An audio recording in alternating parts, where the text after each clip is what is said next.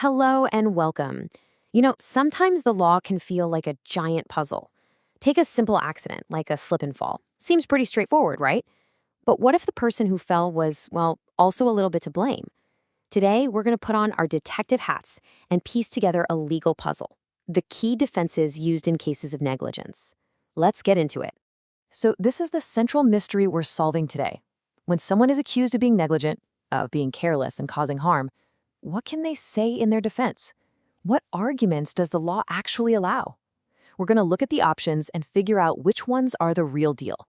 Now, to crack this case, we have to start with the clues. And in law, the clues are often hidden inside some pretty intimidating-sounding jargon. But don't worry, we're going to translate all of it, breaking down these complex terms into ideas that actually make sense.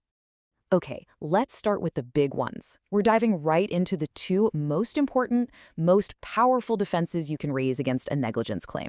Getting these two concepts is absolutely key to understanding the whole picture. First up is this idea of contributory negligence. And really, it's all about shared responsibility. Think about it like this. Imagine someone is texting while crossing the street, and they step out right in front of a speeding car. Now, was the driver negligent for speeding? Absolutely. But the pedestrian also wasn't being careful. They contributed to what happened. The really interesting part is that different places handle this differently. In some old school systems, if you were found to be even 1% at fault, you got nothing. But today, most places use what's called a comparative approach, where your payout is just reduced by how much you were at fault. It's a huge deal. All right, this next one sounds super fancy, right? Volenti non fit injuria. But trust me, the idea behind this Latin phrase is something you already get. It basically means you can't sue someone for an injury if you willingly signed up for the risk that caused it. The perfect example? A roller coaster. You know it's going to be fast, you know there are going to be sharp turns and big drops. By choosing to get on that ride, you are voluntarily accepting those risks. And that consent, that willing acceptance, is a really powerful defense in the eyes of the law.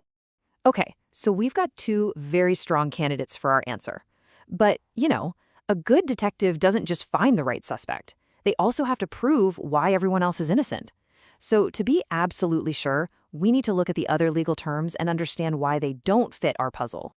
So let's switch gears and start a process of elimination.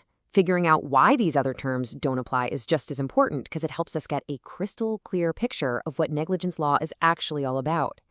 Here we go with two more Latin terms. Malum in se basically means something that's just inherently wrong, like theft or murder. Malum prohibitum, on the other hand, describes something that's only wrong because we have a law that says it is, like getting a parking ticket.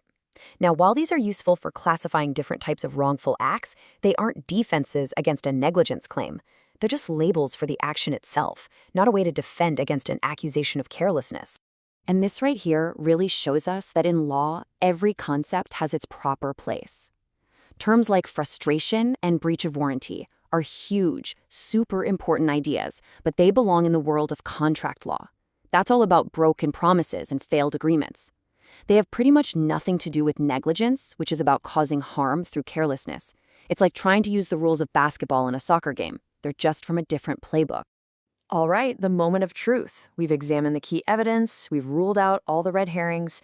I think it's time to put all the pieces of our puzzle together and reveal the final solution. So after sorting through all of the different legal ideas and seeing where they fit, and there we have it, the solution to our puzzle. The two main legal defenses to a claim of negligence are contributory negligence, where the blame gets shared, and volenti non fit injuria, where the risk was willingly accepted from the start. So why does all of this legal stuff actually matter in the real world? Well, because it gets at a really fundamental idea of fairness. It shows us that responsibility isn't always a one-way street. It's not always 100% on one person. The law recognizes that your own choices matter, whether it's looking both ways before you cross the street or understanding the dangers of an activity you choose to do. Your own actions can have a massive impact on the legal outcome. And that kind of leaves us with one last big question to think about, one that goes way beyond the courtroom. If you knowingly and willingly accept a risk, are you ever truly blameless for what happens next? It's a fascinating thought about choice, consent, and consequence. Thanks so much for digging into this with me today.